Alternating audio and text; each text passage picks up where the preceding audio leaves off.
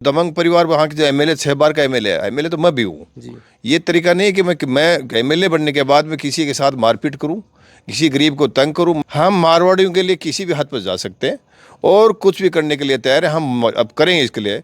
हम पत्र लिखेंगे गृह मंत्री हिंदुस्तान को भी, प्रधानमंत्री को भी, और वहाँ गुजरात के गृह मंत्री और मुख्यमंत्री को भी लिखेंगे। बच्चा बहुत इंटेलिजेंट था, गरीब परिवार से था, बाप पिताजी थड़ी लगाता था, और उसके साथ जिसका निर्मम इसकी हत्या की गई उसे मुझे बड़ा खेद है। और हम हमारे बच्चों के लिए, हमारे मारवाड़ियों के लिए कोई कमजोरी नहीं रखेंगे, लड़ाई करेंगे विशेष, और पूरा प्रयत्न करेंगे कि हम किसी भी तरह से इसकी सीबीआई जांच हो। भारतीय जनता पार्टी का रवैया खराब है और ये निष्पक्ष जांच नहीं करना चाहते, ये अपने आदमी को बचाना चाहते हैं। तो कब तक बचाएंगे? चैलेंज करते हैं कि अगर इस प्रकार से दादागिरी हुई तो हमको रोडों पे आना पड़ेगा।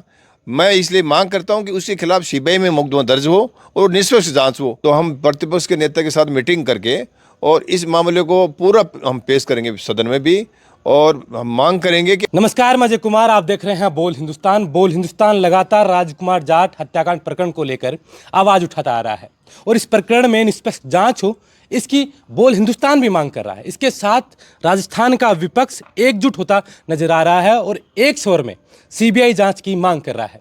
आज हमारे साथ झुंझुनू के उदयपुरवाटी विधानसभा के विधायक हमारे साथ मौजूद हैं, भगवान आराम सैनी। इनसे जानते हैं कि इस प्रकरण को लेकर इनकी क्या राय है, ये क्या सोचते हैं और क्या सदन में ये आवाज़ उठाएंगे, क्या सड़कों पर विपक्ष अब राजकुमार जाट हत्याकांड प्रकरण को लेकर आवाज़ उठाएगा, और क्या जो गुजरात में हजारों की तादाद में मारवाड़ी जो व्यापार करने के लिए जाते हैं उनकी सुरक्षा का सवाल उठाएंगे भजनलाल सरकार से। सबसे पहले आपका स्वागत है। स्वागत है आपको भी।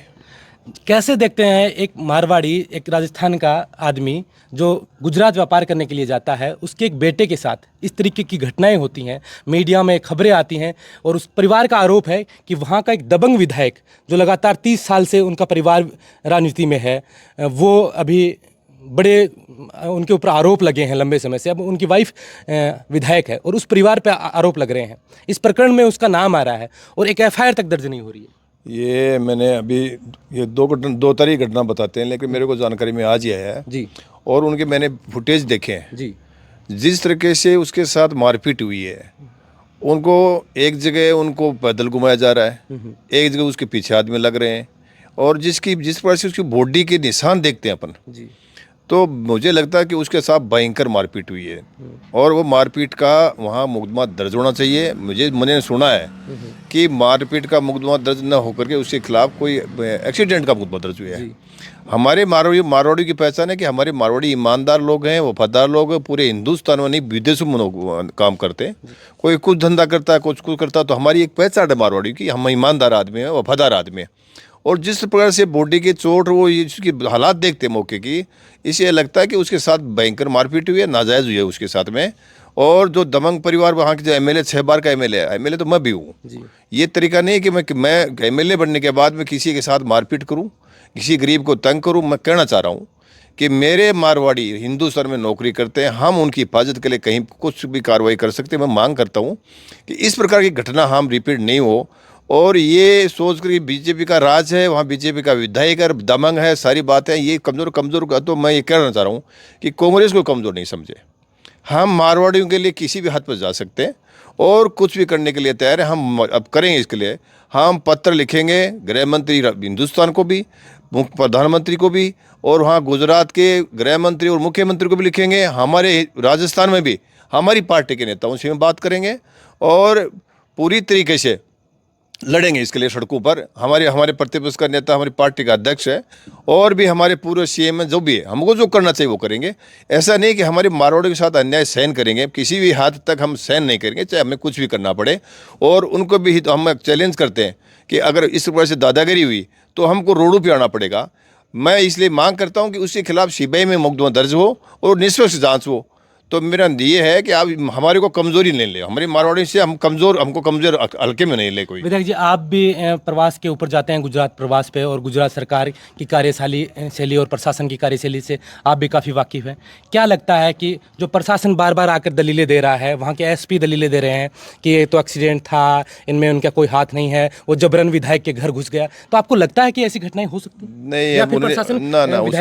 नहीं? उसमें क्या है कि प्रशासन भारतीय जनता जनता पार्टी का राज है। और ये लोग पार्टी मुझे सुना, मेरी जानकारी में जाए कि पार्टी का वो बड़ा 6-5 साल का विधायक जीता हुआ है और उनसे प्रेशर में आकर पुलिस ये काम कर रही है। तो हम मांग करते हैं ना, सीबीआई में मुकदमा दर्ज कर देख करके उसकी जाँच करवा लो। कहाँ दिक्कत आ रही है? नहीं करेंगे जब तक हम लड़ते रहेंगे। आप सीबीआई जांच की मांग कर रहे हैं और गुजरात पुलिस अभी तक उनकी फरियाद सुनने के लिए 0 एफआईआर दर्ज नहीं करती है। इस मामले को, इस जो प्रकरण है, इसको दबाने की कोशिश कर रहे हैं वो लोग। इस पर जो एफआईआर दर्ज न करना और जिस पर के बॉडी के पार्ट पे उनकी चोटें देख रहे हैं, उस नग्न जो एक बॉडी है उसके ऊपर जिस पर निशान उसके हैं, तो ये तो साफ जाहिर है कि उसके साथ बहुत ज़्यादा मारपीट हुई है। और ये मारपीट होकर के उसको, इस मामले को निश्चित रूप से इस मामले को दबाया जा रहा है। एज मैं अधिवक्ता के तौर पर आपसे पूछूं तो क्या प्रक्रिया होनी चाहिए थी जब एक फरियादी पुलिस के पास जाता है, एसपी के पास जाता है और वो मदद की गुहार लगाता है कि मेरे साथ ये घटनाएं 2 दिन पहले हुई हैं, मेरा बेटा लापता है, वो मिल नहीं रहा है, तो एक मुकदमा दर्ज कीजिए, और उनका मुकदमा दर्ज नहीं होता है। क्या प्रक्रिया ये होती है कि कोई भी परिवादी जब आप अपना एप्लीकेशन लेके जाता है, परिवार लेके जाता है, तो पुलिस को दर्ज करना चाहिए। दर्ज करके उसकी निष्पक्ष जांच करनी चाहिए। और वो जो पोस्टमार्टम जो आता है वो तो क्लियर हो जाता है इससे कि पोस्टमार्टम के बाद जिस पर की चोटें आती हैं बॉडी पे, तो उसमें मुकदमा क्लियर हो जाता है। एक्सीडेंट अलग से मृत्यु होना अलग बात है, मारपीट से होना अलग बात है। तो उसकी प्राथमिक रिपोर्ट दर्ज करके, एफआईआर दर्ज करके उस पर कार्रवाई होनी चाहिए। लेकिन मैं जानता हूँ कि भारतीय जनता पार्टी का रवैया खराब है और ये निष्पक्ष जांच नहीं करना चाहते, ये अपने आदमी को बचाना चाहते हैं। तो कब तक बचाएंगे? अभी तक राजस्थान की सरकार ने भी, और राजस्थान की सरकार के किसी भी नेता या मंत्री ने इस घटना को लेकर कोई बयान जारी नहीं किया। वहाँ के स्थानीय विधायक हैं, उन्होंने एक बार पोस्ट किया था, लिखा था, उसके बाद में वो भी डिलीट कर दिया है। सदन में भी वो उन्होंने ये मांग की कि आगे से ऐसी कोई घटनाएं होती हैं तो उनका पोस्टमार्टम यहाँ किया जाए। राजकुमार वाले प्रकरण में ना तो वो किसी जाँच की मांग करते हैं जो सरकार में, वर्तमान राजस्थान की सरकार में है, और ना वो ये कहते हैं कि हम गुजरात सरकार से बात करेंगे। तो आप किस तरीके का सदन में दबाव बनाएंगे, सड़कों पे दबाव? हमारे एक चर्चा भी हुई थी कि बाहर कभी कोई किसी आदमी की मृत्यु होती है या कोई बात, तो हमारे को इसी मांग की थी कि हमारे यहाँ आकर के उसका रिपोर्ट पोस्टमार्टम होना चाहिए, जिससे क्लियर हो जाता है। अगर ये ऐसी मांग हमने उठाई है सदन में, दोबारा भी प्रयास करेंगे। हमारी ऐसी बार कोई घटनाएं होती हैं उसके साथ इंसाफ नहीं होता है, तो हम मांग करेंगे सरकार से कि उनका पोस्टमार्टम यहाँ हो और इसके हिसाब से एफआईआर दर्ज हो। तो मैं ये करता हूँ कि इससे जो प्रकरण को, ये साफ लगता है कि इस प्रकरण को दबाने की कोशिश कर रहे हैं। लेकिन हम मारवाड़ियों के लिए किसी भी हद तक जा सकते हैं। हम ये कोशिश करेंगे कि इनके कोई मामला दबने नहीं देंगे, चाहे हमें गुजरात में आंदोलन करना पड़े, चाहे हमें राजस्थान में करना पड़े। हालांकि मैं जूनियर हूँ, अभी पहली बार विधायक बना हूँ। हमारे सीनियर जो लीडर हैं उनसे हम डिस्कस करेंगे इस मामले में। और विधानसभा 18 से चल रही है, दोबारा 19 से, तो हम प्रतिपक्ष के नेता के साथ मीटिंग करके और इस मामले को पूरा हम पेश करेंगे सदन में भी। और हम मांग करेंगे कि हम ये, शायद हमारे जो अब तक क्या नहीं किया, मैं ये कहता हूँ कि सारे प्रकरण को सीबीआई से जाँच करवा लो, जिससे न्याय का दूध पानी हो जाए। क्या जो परिवार है, जो लड़का था यूपीएससी का सपना देख रहा था और वो चाहता था कि इस कानून व्यवस्था का वो हिस्सा बने और इस कानून व्यवस्था को सुधारने के लिए प्रयास करे, उस पर पिता का कहना है कि मेरा बेटा पढ़ाई में होशियार था, मेहनत करता था, लगन वाला था, और उस परिवार के साथ ऐसा हुआ है। वो इकलौती संतान थी, लड़के 2 उनके बहनें हैं। आज उस परिवार में कुछ भी नहीं बचा है। उस रतनलाल के परिवार में 2 बेटियां हैं, उनका बेटा नहीं रहा।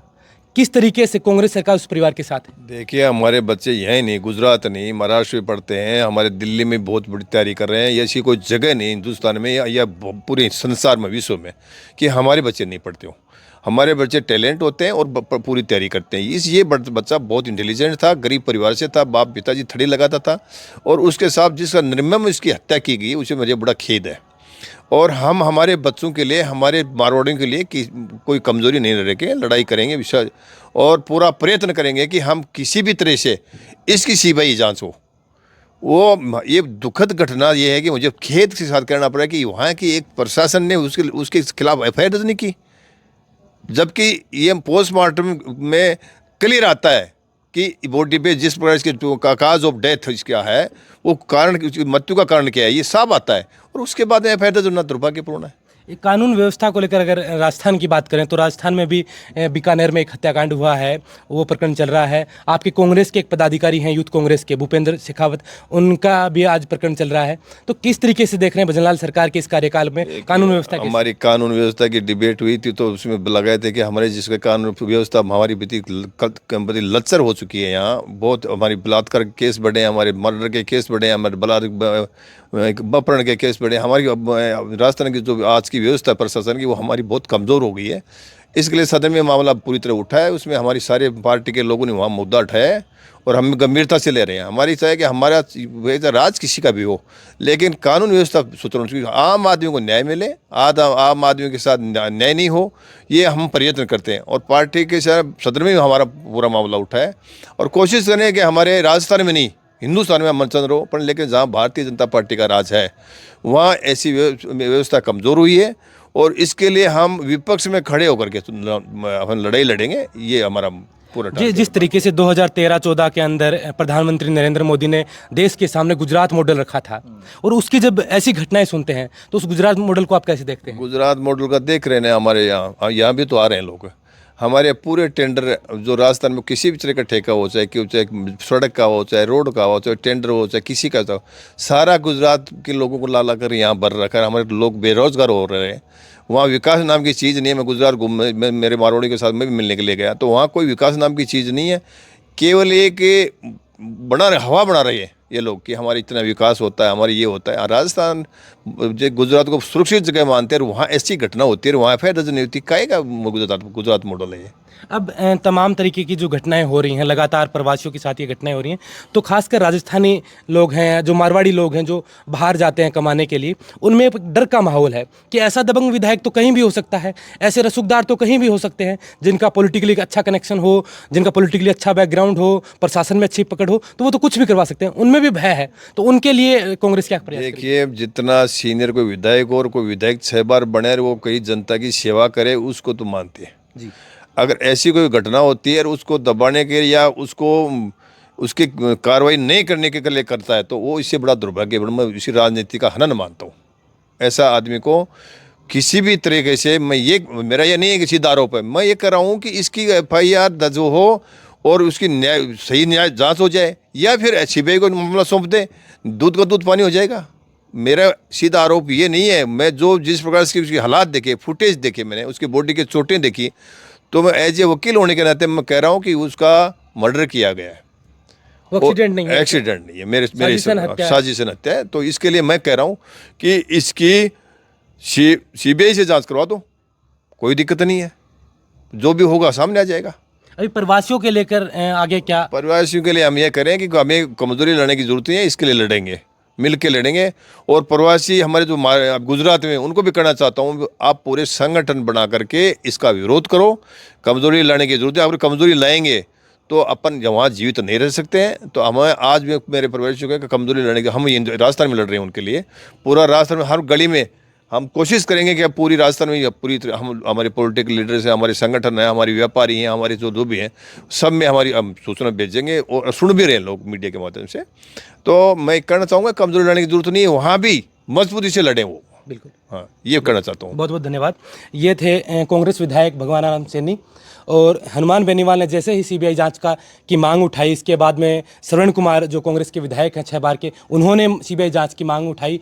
और MLA साहब आज खुद कह रहे हैं कि प्रधानमंत्री से लेकर गृह मंत्री तक, गुजरात गृह मंत्री को, यहाँ भजनलाल सरकार को वो चिट्ठियाँ लिखेंगे, पत्र लिखेंगे और बातें करेंगे कि इस प्रकरण में CBI जांच हो, ताकि जिसका भी नाम आ रहा है, कथित तौर पे जिस विधायक का नाम आ रहा है और परिवार बार बार आरोप लगा रहा है, तो क्यों ना CBI को ये मामला सौंपा जाए और उसकी जांच करवा कर दूध का दूध पानी का पानी कर दिया जाए। बहरहाल इस वीडियो में इतना ही। आगे बने रहें, इस प्रकरण को लेकर जो भी अपडेट होगी वो हम बोल हिंदुस्तान के माध्यम से आपको देते रहेंगे। आप देख रहे थे बोल हिंदुस्तान में अजय कुमार।